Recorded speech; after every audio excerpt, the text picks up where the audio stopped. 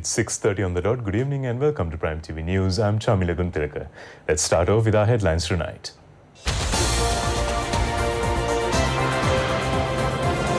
Minister Sajith Premadasa says that the development process would be continued. SLFP's Central Committee will decide on the presidential candidate on Monday. Former Minister S.B. Nawinna joins the United National Front. The Ministry of Education rejects the allegations of MP Udaya Gammanpila about the GCE Advanced Level Biology paper. The number of elephant deaths at Hiriwadunna Habarana area increased to 7. Voting is underway in Afghanistan's presidential election amid heavy security.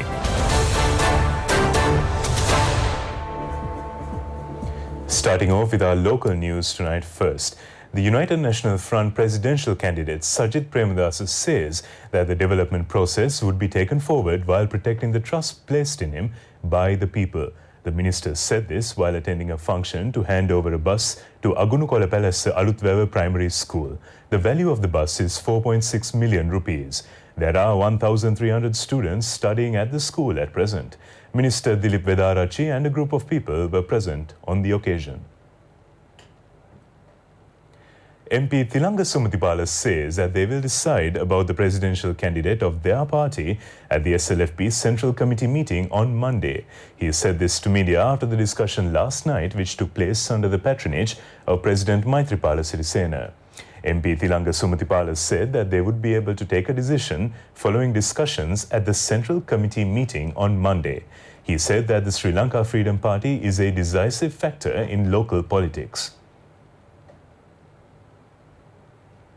Former Minister S.B. Nawinna joined the United National Front, expressing his support to its presidential candidate Minister Sajith Premadasa. Minister Sajith Premadasa said that he is happy to note that Minister S.B. Nawinna has joined them on the path to development with a new vision and a philosophy. He requested all those who left the government and the party due to various issues to join with the new path, which will become active after the 17th of November.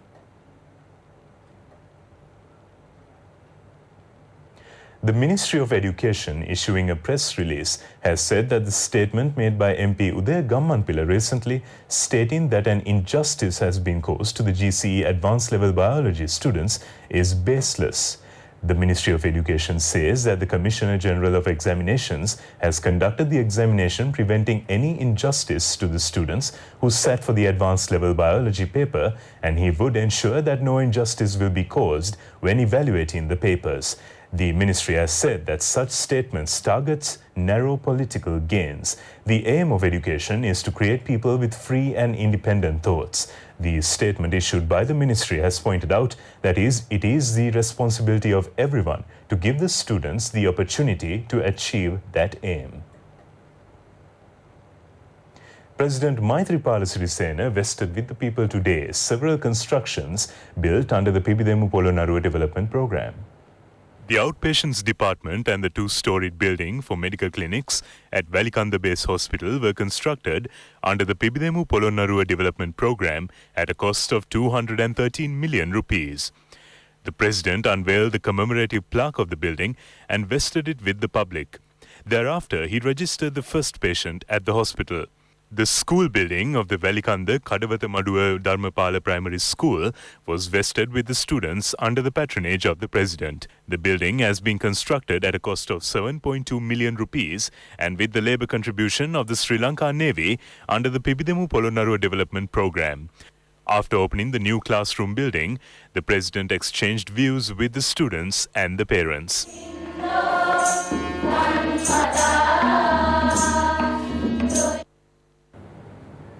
Prime Minister Ranil Wickremesinghe visited the Colombo International Book Fair.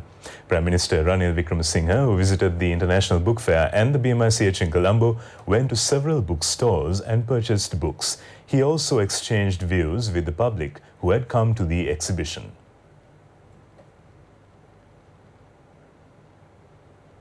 Non-cabinet minister Sujeeva Senasinghe says that a large number of women who are serving prison sentences have been provided with self-employment training under the Diriya Katun program. He said this at the ceremony to hand over an order of 1 million products produced by women under this program by the Hydramani Company to Sujiva Senasinghe's Women's Foundation. Meanwhile, the non-cabinet minister Sujiva Senasinghe said that there are many children in the society who do not get proper attention. He said that it is a big assistance for the parents to get these children into society.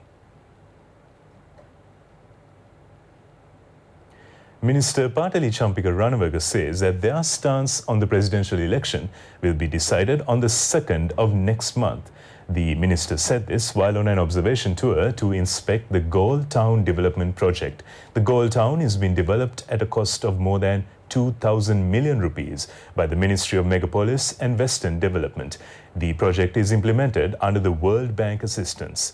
Minister Patali Champika Ranawaka said that Prime Minister Ranil Wickremesinghe informed the party leaders officially that the working committee decided to nominate Minister Sajith Premadasa as the presidential candidate. He said that it would be informed to the parties on Monday and they agreed with the decision, and he said that they are happy with this decision. MP Nalinda Jayatissa says that the country is in a debt trap due to the foreign loans taken for the projects during the time of the previous government. He said this while attending a propaganda rally held by the Jathika Jana Balawega in Kalutara. MP Nalinda Jayatissa said that if Gotabaya Rajapaksa says that a new policy is needed, that means his brother has ruled the country without a proper policy. The cricket board told the CORP committee that they did not ask to make a cricket ground at Suryawava. He questioned then that who has asked for the ground. Although the Port Authority was given the task to build the ground, it has never built cricket grounds in the country. He said that only 900 million rupees has been spent on it, but loans of 5,500 million rupees have been taken. There is no money in the treasury to provide services to the people, although they pay taxes. Although huge loans have been taken, there are no benefits from them, and the projects have not cost such amounts. The number of deaths of elephants at Hiriwadunna Habarana area has increased up to 7. The elephants have died at Habarana Hiriwadunna Reserve and the Tumbikulama Reserve. The elephants have died in close proximity to each one of them. Among them was a pregnant cow elephant. The post-mortems of the elephants are being done by the Giritale Veterinary Unit. The wildlife officials said that illegal farmers have taken over the elephant corridors used by them to move into the Sigiriya and Mineriya areas from Kalawava. Sigiriya Forest Range Officer C. Bandarnayaka said that the elephants face numerous hardships when they move across these illegal cultivations.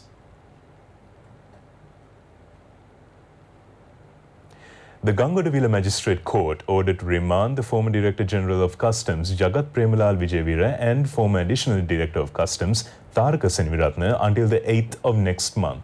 They have been remanded in connection with the incident of providing 8 kilograms of gold to be deposited at the Sandahirusaya, which was built on a concept of former President Mahinda Rajapaksa. It is reported that the stock of gold was to be confiscated by the customs. The Colombo Financial Crimes Investigation Division arrested the suspects while they were undergoing treatment at the Sri Jayawardhanapura and Badula hospitals and produced them in courts. Paligoda Police Crimes Division's officers have arrested 2 suspects who were selling fake gold coins. The officers have found 1,400 fake coins produced using copper and to be sold for 1.5 million rupees. The 31-year-old and 37-year-old suspects are residents of the Talava and Anuradhapura areas. Investigations are continuing into this incident. We are keen to experience the past as they add new hopes to our lives. This report about such a beautiful place which can bring you new experiences is brought to you by Vajira Pereira.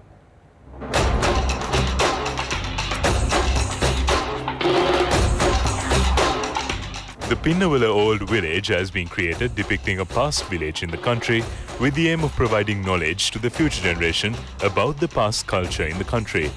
It has also drawn the attention of foreign tourists at present. The house of the indigenous doctor is met when entering the Pinnavala village. Opportunities have been given to see the traditional medical equipment as well as to seek treatment. Another special place is the house of the Arachi, who was the head of the village. Visitors can get experiences about the punishments at that time in that place.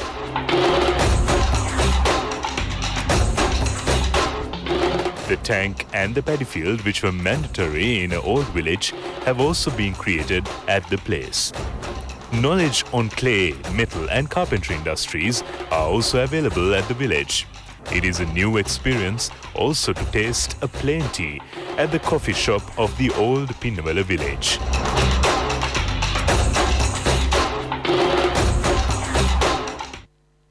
That concludes our news bulletin for tonight. Prime TV News will return tomorrow, and in the meantime you can log on to www.itnnews.lk for further information. I'm Shamil Gundilaga signing out. Good night.